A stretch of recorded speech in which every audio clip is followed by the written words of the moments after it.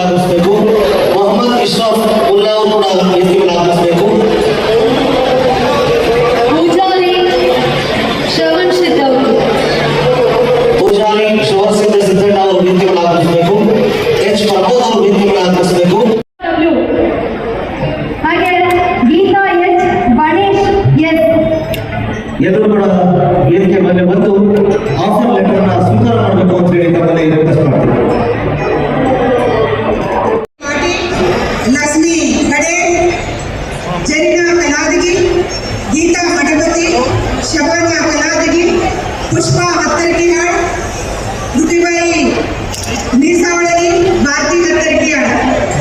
ಕೌಶಲ್ಯ ಅಭಿವೃದ್ಧಿ ನಿಗಮ ಬೆಂಗಳೂರು ವತಿಯಿಂದ ಸನ್ 2022-23 ಸಾಲಿನ ಶ್ಯಾಮ್ ಪ್ರಕಾಶ್ ಪಾಟೀಲ್ ಹೇಳ್ತಾ ಇದೆ. ಪಾಪ ಅವನ ಶಾಲಾ ಬಾಲಕ, ಅವನ ಕಡೆ ಶಕ್ತಿ ಇಲ್ಲ. ಅವನು ಅದು ಇರ್ತವಲ್ಲ ಕಾರ್ಡ್ಬೋರ್ಡ್ ರಟ್ಟಿನ ಡಬ್ಬಿನ ಮಾಡಿಕೊಂಡು ಒಂದು ರೋಬೋಟ್ ಕ್ರಿಯೇಟ್ ಮಾಡಿ ಆ ರೋಬೋಟ್ಗೆ ಓದ್ತಾರೆ ಗಾಡಿ ಮುಗಿಸಿ ಒಂದು ದೂರ ನಿಮಿಷಿ ಅದರಲ್ಲಿ ಡಾಕ್ಟರ್ ಆನಂದ್ ಕೆ ಜಿಲ್ಲಾ ಪಂಚಾಯಿತಿಯ ಮುಖ್ಯ ಕಾರ್ಯನಿರ್ವಹಿಸಿದ ಕಾರ್ಯದರ್ಶಿ ಶಿವಾನಂದ್ ಅವರೇ, ಪೊಲೀಸ್ ವರಿಷ್ಠಾಧಿಕಾರಿಗಳಾದ ಲಕ್ಷ್ಮಣ್ ನೆಂಬೂರಿಗೆ ಅವರೇ, ಜಿಲ್ಲಾ ಕೌಶಲ್ಯ ಅಭಿವೃದ್ಧಿ ಅಧಿಕಾರಿಗಳಾದ ಶ್ರೀ ಮಹೇಶ್ ಮುಳವಾಡಿಕರ್ ಅವರೇ ಮತ್ತು ಈ ಕಾರ್ಯಕ್ರಮದಲ್ಲಿ ತಮ್ಮನ್ನು ಉದ್ದೇಶಿ ತಮ್ಮ ಸ್ಫೂರ್ತಿಯನ್ನು ನೀಡಲಿಕ್ಕೆ ಆಗಮಿಸಿದಂಥ ಖ್ಯಾತ ಚಲನಚಿತ್ರ ನಟರು ಕಲಾವಿದೆ ಸಪ್ತಮಿ ಗೌಡ ಅವರೇ, ಮಾದೇವಿ ಗೋಕಾಕ್ ಅವರೇ, ಎಲ್ಲ ವಿದ್ಯಾರ್ಥಿಗಳಿಗೆ ಮಾಧ್ಯಮದ ಪ್ರಪ್ರಥಮವಾಗಿ ನಾನು ಶ್ರೀಮತಿ ಕಾಂತಾ ನಾಯಕ್ ಅವರಿಗೆ ಅಭಿನಂದನೆ ಸಲ್ಲಿಸ್ತೇನೆ. ಯಾಕಂದ್ರೆ ಬಹಳ ತಿಂಗಳಿಂದ ಅವರ ಒಂದು ಆಸೆ ಇತ್ತು ವಿಜಯಪುರದಲ್ಲಿ ಒಂದು ಉದ್ಯೋಗ ಮೇಳವನ್ನು ಆಯೋಜಿಸಬೇಕು ಅಂತೇಳಿ. ಬಹುಶಃ ಏನಾದರೂ ತಡ ಆಗಿದ್ರೆ ಅದು ನಾ ಕಾರಣ. ಅನೇಕ ಸಂದರ್ಭದಲ್ಲಿ ನನ್ನ ಒಂದು ಇದು ಅದಕ್ಕೆ ಕೂಡಿ ಬರ್ತಾರೆ, ನಾವು ಸ್ಟ್ರಿಪ್ ಆಗಲಿ ಮತ್ತೊಂದಾಗಲಿ ಹಂಗೆ ಬರ್ತಾ ಇತ್ತು. ಹೀಗಾಗಿ ಬಹುಶಃ 5-6 ತಿಂಗಳು ತುಂಬ ನನ್ನಿಂದ ತಡ ಆಗಿದೆ. ಆದರೆ ಇವತ್ತು ತಡ ಆಗಿದ್ರು ಕೂಡ ಇವತ್ತು ಒಂದು ಐತಿಹಾಸಿಕ ಕಾರ್ಯಕ್ರಮವನ್ನು ಇವತ್ತು ಅವರು ಕಾಂತಾ ನಾಯಕ್ ಅವರು ಮಾಡಿದ್ದಾರೆ. ಸುಮಾರು 25,000 ವಿದ್ಯಾರ್ಥಿನಿಯರು ದಿವಸ ಇಲ್ಲಿ ನೋಂದಣಿ ಮಾಡಿಕೊಂಡಿದ್ದಕ್ಕೆ ಅದಕ್ಕೊಂದು ಸಾಕ್ಷಿ ಇವತ್ತು ದಿವಸ. ನಾನು ಹೀಗಾಗಿ ಶ್ರೀಮತಿ ಕಾಂತಾ ನಾಯಕ್ ಅವರಿಗೆ ನಾನು ಹೃದಯಪೂರ್ವಕವಾದಂಥ ಅಭಿನಂದನೆಗಳನ್ನು ಸಲ್ಲಿಸಲಿಕ್ಕೆ ಬಯಸುತ್ತೇನೆ. ಅದರ ಜೊತೆಗೆ ಡಾಕ್ಟರ್ ಶ್ಯಾಮ್ ಪ್ರಕಾಶ್ ಪಾಟೀಲ್ ಅವರು, ಡಾಕ್ಟರ್ ಶ್ಯಾಮ್ ಪ್ರಕಾಶ್ ಪಾಟೀಲ್ ಅವರ ಬಗ್ಗೆ ಹೇಳಬೇಕಂದ್ರೆ ನಮ್ಮ ರಾಜ್ಯದಲ್ಲಿ ಏನು ಜನನಾಯಕರಿದ್ದಾರೆ, ಜನಪ್ರತಿನಿಧಿಗಳಿದ್ದಾರೆ, ಅಲ್ಲಲ್ಲಿ ಅತ್ಯಂತ ಕ್ರಿಯಾಶೀಲತೆ ಮತ್ತು ಬದ್ಧತೆ ಪ್ರಾಮಾಣಿಕವಾಗಿರುವಂತಹ ಸಚಿವರಂದ್ರೆ ಅವತ್ತು ಸಹ ಡಾಕ್ಟರ್ ಶ್ಯಾಮ್ ಪ್ರಕಾಶ್ ಪಾಟೀಲ್ ಅವರು ಬಹಳ ಹೆಮ್ಮೆಯಿಂದ ಅವತ್ತು ನಮ್ಮನ್ನು ಹೇಳಕ್ಕೆ ಬಯಸ್ತೇನೆ. ಯಾವುದೇ ಇಲಾಖೆಯ ಸಚಿವರಾಗ್ಲಿ, ಅದು ವೈದ್ಯಕೀಯ ಶಿಕ್ಷಣ ಆಗಲಿ ಅಥವಾ ಕೌಶಲಾಭಿವೃದ್ಧಿ ಸಚಿವರಾಗಲಿ, ಆ ಇಲಾಖೆಗಳನ್ನ ಅತ್ಯಂತ ಸಮರ್ಥವಾಗಿ ಇವತ್ತು ನಿಭಾಯಿಸುವ ಜೊತೆಗೆ ಅಲ್ಲಿ ಹೊಸತನವನ್ನು ತಂದು ಅರ್ಥಪೂರ್ಣ ಕಾರ್ಯಕ್ರಮ ಹಮ್ಮಿಕೊಂಡು ಜನರಿಗೆ ಸಹಾಯ ಸಹಕಾರ ಮಾಡುವಂತವರು ನಮ್ಮ ಡಾಕ್ಟರ್ ಶ್ಯಾಮ್ ಪ್ರಕಾಶ್ ಪಾಟೀಲ್ ಅಂತ ಹೇಳಿದ್ರು. ನಾನು ಬಹಳ ಹೆಮ್ಮೆಯಿಂದ ತಮ್ಮ ಹೇಳಿಕೆ ಹೇಳ್ತೇನೆ. ಬಹಳ ಒಳ್ಳೆಯ ರೀತಿಯಿಂದ ಅವತ್ತು ಈ ಇಲಾಖೆಯನ್ನು ನಡ್ಕೊಂಡು ಬಂದಿದ್ದಾರೆ. ಅರ್ಥಪೂರ್ಣವಾದಂಥ ಮಾತುಗಳನ್ನು ಕೂಡ ಇವತ್ತು ಸಹ ತಮಗೆ ಹಿತನುಡಿಗಳನ್ನು ಕೂಡ ತಾವು ನೀಡಿದ್ದಾರೆ. ಎಲ್ಲ ಸ್ನೇಹಿತರೆ, ಇವತ್ತು ತಮ್ಗೆ ಗೊತ್ತಿದೆ ನಮ್ಮ ದೇಶದಲ್ಲಿ ಬಹುಶಃ ಇಡೀ ಪ್ರಪಂಚದಲ್ಲೇ ಅತ್ಯಂತ ಹೆಚ್ಚಿನ ಒಂದು ಯುವ ಜನಾಂಗ ಇರುವಂತಹದ್ದು, ಯೂತ್ ಜನರಲ್ ಪಾಪ್ಯುಲೇಷನ್ ಇರುವಂತಹದ್ದು ಇದು ಭಾರತ ದೇಶ. ಬೇರೆ ಬೇರೆ ನಾವು ಯುರೋಪಿಯನ್ ರಾಷ್ಟ್ರಕ್ಕೆ ಅಮೆರಿಕಕ್ಕೆ ಹೋದ್ರೆ ಎಲ್ಲರೂ ಕೂಡ ನಾವು ಏಜಿಂಗ್ ಪಾಪ್ಯುಲೇಷನ್ ನೋಡ್ತೀವಿ. ಜಪಾನ್ ಹೋಗಿದ್ದೀನಿ ಎಲ್ಲ ಕಡೆ ಹೋದಾಗ್ಲಿ ಇವತ್ತು ಏಜಿಂಗ್ ಪಾಪ್ಯುಲೇಷನ್, ವಯಸ್ಸಾದಂತ ಜನ. ಆದ್ರೆ ನಮ್ಮ ಒಂದು ಶಕ್ತಿ, ಭಾರತ ದೇಶದ ಶಕ್ತಿ ಅಂದ್ರೆ ನಮ್ಮ ಯುವ ಜನಾಂಗ. ಅತ್ಯಂತ ಹೆಚ್ಚಿನ ಯುವ ಶಕ್ತಿ ಇವತ್ತನ್ನ ಹೊಂದಿದಂತಹದ್ದು ನಮ್ಮ ಭಾರತ ದೇಶ. ನಮ್ಮ ಒಂದು ಅದು ಶಕ್ತಿ, ಸ್ಟ್ರೆಂತ್. ಹೀಗಾಗಿ ಇವತ್ತು ನಮ್ಮಲ್ಲಿ 140 ಕೋಟಿ ಜನರಲ್ಲಿ ಸುಮಾರು 40% ಜಾಸ್ತಿಗಿಂತ ಯುವಕರು ಹೊಂದಿದ್ದಾರೆ. ಬೇರೆ ಯಾವ ದೇಶದಲ್ಲೂ ಕೂಡ ಈ ಒಂದು ಹ್ಯೂಮನ್ ಕ್ಯಾಪಿಟಲ್, ಯೂತ್ ಕ್ಯಾಪಿಟಲ್ ತಿಳಿಸಿಕೊಳ್ಳಲಿಕ್ಕೆ ಆಗಲ್ಲ.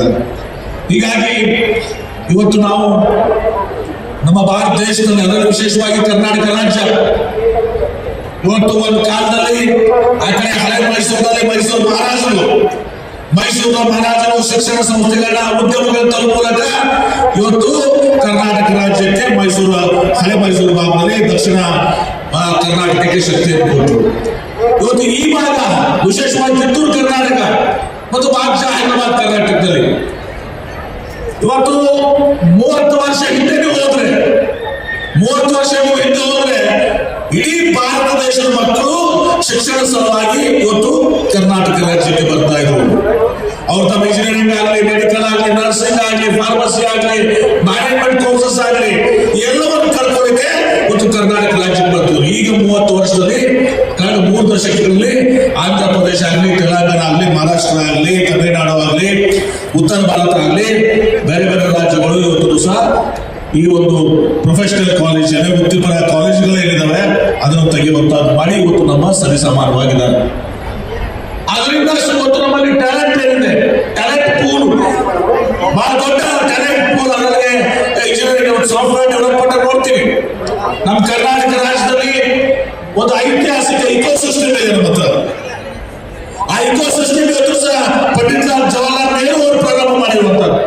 ಇವತ್ತು ನಮ್ಮಲ್ಲಿ HAL ಆಗಲಿ, BAL ಆಗಲಿ, ಇಸ್ರೋ ಆಗಲಿ, HMT ಆಗಲಿ, ಇಂಡಿಯನ್ ಇನ್ಸ್ಟಿಟ್ಯೂಟ್ ಆಫ್ ಸೈನ್ಸ್ ಆಗಲಿ 100 ವರ್ಷ ಹಳೆಯ ಒಂದು ಇಕೋಸಿಸ್ಟಮ್ ಇವತ್ತು ನಮ್ಮ ಮುಂದಿದೆ. ಅವುಗಳ ಮುಖಾಂತರ ಇವತ್ತು ಪ್ರಾಥಮಿಕ ಹಂತದ ಸ್ವತಂತ್ರ ಪೂರ್ವದ ಒಂದು ಇಕೋಸಿಸ್ಟಮ್ ನಮ್ಮ ಹತ್ರ ಇದೆ. ತದನಂತರ ಈ ಇಂಜಿನಿಯರಿಂಗ್ ಕಾಲೇಜಸ್ ಎಲ್ಲ ಆಗೋದ್ರಿಂದ ನಮ್ಮದೇ ಆದಂತಹ ಟ್ಯಾಲೆಂಟ್ ಪೂಲ್ ಕ್ರಿಯೇಟ್ ಆಗಿ ಇವತ್ತು ನಮ್ಮ IT ಕಂಪನೀಸ್ ಇನ್ಫೋಸಿಸ್ ಆಗಲಿ, ವಿಪ್ರೋ ಆಗಲಿ ಇವತ್ತು ಎಲ್ಲ ಒಬ್ಬರು ಜನ ಮಾತ್ರ ಆಗಿದೆ. ಹೀಗಾಗಿ ನಾವು ಮುಂಚೂಣಿಯಲ್ಲಿ ಇವತ್ತು ಸಹ ಸರ್ವಿಸ್ ಸೆಕ್ಟರ್ ನಲ್ಲಿ IT ಅಲ್ಲಿ ಮುಂದಿದ್ದೀವಿ. ಬರೀ IT BT ಅಷ್ಟೇ ಅಲ್ಲ, ಮಷೀನ್ ಟೂಲ್ಸ್ ನಲ್ಲಿ ನಾವು ನಂಬರ್ 1 ಇದ್ದೀವಿ. ಈಗ ನಾವು ಏರೋಸ್ಪೇಸ್ ಅಂಡ್ ಡಿಫೆನ್ಸ್ ಬಗ್ಗೆ ಮಾತನಾಡ್ತೀವಿ. ಏರೋಸ್ಪೇಸ್ ಅಂಡ್ ಡಿಫೆನ್ಸ್ ನಲ್ಲಿ ಇಡೀ ಭಾರತ ದೇಶಕ್ಕೆ 65%, 65% of the contribution in aerospace and defence come from Karnataka. ಜಾಗತಿಕವಾಗಿ ನಾವು 3ನೇ ಲಾರ್ಜೆಸ್ಟ್ ಇಕೋಸಿಸ್ಟಮ್ ಆಗಿರ್ತಾರೆ ಪರಿಸರ. ಹೀಗೆ ಕರ್ನಾಟಕ ರಾಜ್ಯದಲ್ಲಿ ಬಹಳ ದೊಡ್ಡ ಶಕ್ತಿ ತುಂಬಿಸಿದೆ. ನಮ್ಮನೆ ಕರೆ ಬರೀ ನಾವು IT ಕ್ಯಾಪಿಟಲ್ ಅಲ್ಲ, ನಾವು ಸ್ಟಾರ್ಟ್ಅಪ್ ಕ್ಯಾಪಿಟಲ್ ಕೂಡ ಆಗಿದ್ದೀವಿ. ಸ್ಟಾರ್ಟ್ಅಪ್ ನಲ್ಲಿ ಇವತ್ತು ಸಹ ಆರ್ಟಿಫಿಷಿಯಲ್ ಇಂಟೆಲಿಜೆಂಟ್ ಕಂಪನೀಸ್ ನ ತಗೊಂಡಿದ್ದೀವಿ. ಆರ್ಟಿಫಿಷಿಯಲ್ ನಲ್ಲಿ 50% of the startups are from Karnataka. ಇದು ನಮ್ಮ ಕರ್ನಾಟಕ ರಾಜ್ಯದ ಶಕ್ತಿ ಇವತ್ತು ಸರ್. ಈಗ ಕಾಲ ಬದಲಾವಣೆ ಆಗ್ತಾ ಇದೆ. ಜಾಗತಿಕ ನಾವು ವ್ಯವಸ್ಥೆನ ನೋಡಿದಾಗ, ಈ ಜಿಯೋ ಪಾಲಿಟಿಕ್ಸ್ ಅನ್ನು ನಾವು ಅರ್ಥ ಮಾಡ್ಕೊಂಡಾಗ ಬಹಳಷ್ಟು ಬದಲಾವಣೆಗಳು ಇವತ್ತು ಸಹ ಆಗ್ತಾ ಇದ್ದಾವೆ. ಇವತ್ತು ಅನೇಕ ಕಡೆ ಯುದ್ಧಗಳ ವಾತಾವರಣ, ಯುದ್ಧಗಳು. ಇನ್ನೊಂದು ಕಡೆ ನಮ್ಮ ಟೆಕ್ನಾಲಜಿಕಲ್ ಬಹಳಷ್ಟು ಅಡ್ವಾನ್ಸಸ್ ಆಗಿದ್ದಾವೆ. ಇವತ್ತು ಆರ್ಟಿಫಿಷಿಯಲ್ ಇಂಟೆಲಿಜೆನ್ಸ್ ಪ್ರತಿಯೊಬ್ಬರಲ್ಲಿ ಇವತ್ತು ಸಹ ಆರ್ಟಿಫಿಷಿಯಲ್ ಇಂಟೆಲಿಜೆನ್ಸ್ ಮುಂಚೂಣಿಗೆ ಬರ್ತಾ ಇದೆ. ಬರೀ ಆರ್ಟಿಫಿಷಿಯಲ್ ಇಂಟೆಲಿಜೆನ್ಸ್ ನೀವು ಸಾಫ್ಟ್ವೇರ್ ಈ ಒಂದು ಟೆಕ್ ಕಂಪನೀಸ್ ಆಗಲ್ಲ. ಈಗ ಮ್ಯಾನುಫ್ಯಾಕ್ಚರಿಂಗ್ ನಲ್ಲಿ ಕೂಡ ಇವತ್ತು ಆರ್ಟಿಫಿಷಿಯಲ್ ಇಂಟೆಲಿಜೆನ್ಸ್ ಮುಂದೆ ಬರ್ತದೆ, ರೋಬೋಟಿಕ್ಸ್ ಮುಂದೆ ಬರ್ತದೆ. ಚೈನಾದಲ್ಲಿ Xiaomi ಅಂತ ಹೇಳಿ ಒಂದು company, mobile manufacturing company, dark factory ಅಂತ ಹೇಳೋದಕ್ಕೆ. ಅಲ್ಲಿ ಯಾರು ಕೂಡ ಜನ ಕೆಲಸ ಮಾಡಲ್ಲ. ಸುಮಾರು 500 ಜನ ಕೆಲಸ ಮಾಡುವಂತಹದ್ದು ಕೇವಲ 5 ಜನರ ಮೇಲೆ ಇವತ್ತು ಸಹ ಫ್ಯಾಕ್ಟರಿ ನಡೀತಾ ಇದೆ. ಅಲ್ಲಿ ವಿದ್ಯುತ್ ಶಕ್ತಿನೂ ಕೂಡ ಬೇಕಾಗಿಲ್ಲ, AC ಬೇಕಾಗಿಲ್ಲ. ಯಾಕಂದ್ರೆ ರೋಬೋಟ್ಸ್ಗೆ ಏನು ಕಣ್ಗಳು ಅದನ್ನು ಮಾಡುವಂಥದ್ದಿಲ್ಲ, ಏನು ಮಷಿನ್ ಪಾರ್ಟ್ ತಗೋತಾವೆ, ಫಿಕ್ಸ್ ಮಾಡ್ತಾರೆ. ಹೀಗೆ ಬಹಳಷ್ಟು ಅಡ್ವಾನ್ಸಸ್ ಇವತ್ತು ನಮ್ಮ ಮುಂದಿದ್ದಾವೆ. ಈಗ ನಾನು ಹೇಳ್ಬೇಕಂದ್ರೆ AI ಇರ್ಬೋದು, ಸೆಮಿಕಂಡಕ್ಟರ್ ಇರ್ಬೋದು, ಕ್ವಾಂಟಮ್ ಕಂಪ್ಯೂಟಿಂಗ್ ಇರಬೇಕು, ರೋಬೋಟಿಕ್ಸ್ ಇರ್ಬೋದು, ಸ್ಪೇಸ್ ಟೆಕ್ನಾಲಜಿ ಇರಬೇಕು. ಇವತ್ತು ನಮ್ಮ ಗ್ರೀನ್ ಎನರ್ಜಿ, ಬ್ಯಾಟರೀಸು, ಹೀಗೆ ಬಹಳಷ್ಟು ಬದಲಾವಣೆಯನ್ನ ಇವತ್ತು ಜಗತ್ತಿನಲ್ಲಿ ಆಗ್ತಾ ಇದೆ. ಆ ಬದಲಾವಣೆಗೆ ತಕ್ಕಂತೆ ಇವತ್ತು ನಾವು ಹೊಂದ್ಕೊಳ್ಬೇಕಾಗ್ತದೆ. ಅದಕ್ಕೆ ಶರಣ್ ಪ್ರಕಾಶ್ ಪಾಟೀಲ್ ಏನು ಹೇಳಿದ್ರು, ಈಗ ನಮ್ಮ ಸಚಿವರು ಇವತ್ತು ನಮ್ಮ ಏನು ಕಾಲೇಜಿನಲ್ಲಿ ಅದು ಇವತ್ತು ಸಹ ಪ್ರಾಥಮಿಕವಾಗಿ ನಮಗೆ ಹೈಸ್ಕೂಲ್, ಅಪ್ಪರ್ ಹೈಸ್ಕೂಲ್ ನಲ್ಲಿ ಪ್ರಾರಂಭ ಆಗಬೇಕು. 8th ಸ್ಟ್ಯಾಂಡರ್ಡ್ ಇಂದ ಪ್ರಾರಂಭ ಮಾಡಿ ಸ್ವಲ್ಪ ನಮ್ಗೆ ಆರ್ಟಿಫಿಷಿಯಲ್. ಚೈನಾದಲ್ಲಂತೂ ಪ್ರಾಥಮಿಕ ಹಂತದಲ್ಲೇ ಪ್ರಾರಂಭ ಮಾಡಿದ್ದಾರೆ. ನಾವು ಅಟ್ಲೀಸ್ಟ್ ಇವತ್ತು ಸಹ 8, 9, 10 ಅಪ್ಪರ್ ಸೆಕೆಂಡರಿ ಇರ್ತೀವಿ, ನಾವು ಮಾಧ್ಯಮಿಕ ಶಾಲೆಗಳು ಅಂತೀವಿ. ಅಲ್ಲಿಂದ ಸ್ವಲ್ಪ ನಮ್ಮ ಜನರಿಗೆ ಎಕ್ಸ್ಪೋಜರ್ ಕೊಡಬೇಕು. ಆ ಎಕ್ಸ್ಪೋಜರ್ ಇರಬೇಕು. ಇಂಜಿನಿಯರಿಂಗ್ ನಾವು ಇನೋವೇಟಿವ್ ಟೆಕ್ನಾಲಜಿ ತಮ್ಮ ಟೀಚಿಂಗ್ ಮಾಡ್ತಾರೆ. ಈ ಎರಡು ಮಧ್ಯೆ ಕೊಲಾಬರೇಷನ್ ಏನಾಗಬೇಕು. ನಾವು ಈ ವಿಚಾರ ಮಾಡ್ತಾ ಇದ್ದೀವಿ, ಹೋಗೇ ವಿಚಾರ ಮಾಡಿ ಒಂದು ಸೆಂಟರ್ ಬಯೋಟೆಕ್ ಸೆಂಟರ್ ಮಾಡಿದ್ರು. ತನ್ಮೂಲಕ ಡಾಕ್ಟರ್ಸ್ ಮತ್ತು ಇಂಜಿನಿಯರ್ಸ್ ಕೂರಿಸುವಂತ ಈಗ ಕಾಲ ಬಂದ್ಬಿಟ್ಟಿದ್ದಾರೆ. ವಿತೌಟ್ AI, ವಿತೌಟ್ ರೋಬೋಟಿಕ್ಸ್ ಇವತ್ತು ಮೆಡಿಕಲ್ ಕಾಲೇಜ್ ಡಾಕ್ಟರ್ಸ್ ಕೂಡ ಮುಂದೆ ಬಹಳ ಕಷ್ಟ ಅನುಭವಿಸ್ತಾರೆ, ಲಾಯರ್ಸ್ ಕಷ್ಟ ಅನುಭವಿಸ್ತಾರೆ. ಎಲ್ಲರೂ ಆರ್ಟಿಫಿಷಿಯಲ್ ಇಂಟೆಲಿಜೆನ್ಸ್ ಮ್ಯಾನುಫ್ಯಾಕ್ಚರಿಂಗ್ ಎಲ್ಲರೂ ಬರ್ತದೆ. ಹೀಗಾಗಿ ಆ ಬದಲಾವಣೆ ಆದಂತ ಸಂದರ್ಭದಲ್ಲಿ ಸೂಕ್ತವಾದಂತ ನಮ್ಮ ಎಜುಕೇಶನ್ ವ್ಯವಸ್ಥೆ, ವಿದ್ಯಾ ವ್ಯವಸ್ಥೆ, ನಮ್ಮ ಶಿಕ್ಷಣ ವ್ಯವಸ್ಥೆ ನಾವು ಕೂಡ ಬದಲಾವಣೆಗಳನ್ನು ಮಾಡ್ಕೊಳ್ಬೇಕು. ನಾವು ಟ್ರೆಡಿಷನಲ್ ಆಗಿರುವಂತಹದನ್ನು ಹೊರತುಪಡಿಸಿ ನಾವು ಎಕ್ಸ್ಟ್ರಾ ಕರಿಕ್ಯುಲಮ್ ಏನ್ ಮಾಡ್ತೀವಿ ಮಾಡುವಂತ ಕೆಲಸ ಆಗಬೇಕು. ನಾನು ನೋಡ್ತೀನಿ ಬಹಳಷ್ಟು ಶಾಲೆಗಳಲ್ಲಿ ನಾನು ಸ್ವಲ್ಪ ಇನ್ಸ್ಟಾಗ್ರಾಮ್ ನೋಡ್ತಿರ್ತೀನಿ. ಅನೇಕ ಯೂನಿವರ್ಸಿಟೀಸ್, ಅನೇಕ ಕಂಪನೀಸ್ಗಳು ಕೂಡ, ದೊಡ್ಡ ಕಂಪನೀಸ್ ಕೂಡ ಇವು ಆನ್ಲೈನ್ ಕೋರ್ಸಸ್ ಅನ್ನು ಕೊಡ್ತಾ ಇದ್ದಾರೆ. ಟ್ರೈನಿಂಗ್ ಅನ್ನ ಇವತ್ತು ಆಂಧ್ರ ಪ್ರದೇಶದಲ್ಲಿ AI ಯೂನಿವರ್ಸಿಟಿ ಮಾಡಿದ್ದಾರೆ. NVIDIA ಜೊತೆಗೆ ಆರ್ಟಿಫಿಷಿಯಲ್ ಇಂಟೆಲಿಜೆನ್ಸ್ ಯೂನಿವರ್ಸಿಟಿ ಕ್ರಿಯೇಟ್ ಮಾಡ್ತಾ ಇದ್ದಾರೆ NVIDIA ಜೊತೆಗೆ. ಹೀಗೆ ಕಾಲ ಬಹಳಷ್ಟು ಬದಲಾವಣೆ ಆಗಿದೆ. ಆ ಬದಲಾವಣೆ ತಕ್ಕಂತೆ ನಾವು ನಮ್ಮ ಶಿಕ್ಷಣ ವ್ಯವಸ್ಥೆಯಲ್ಲಿ ಮಾರ್ಪಾಡುಗಳನ್ನು ಮಾಡ್ಕೊಳ್ಬೇಕು.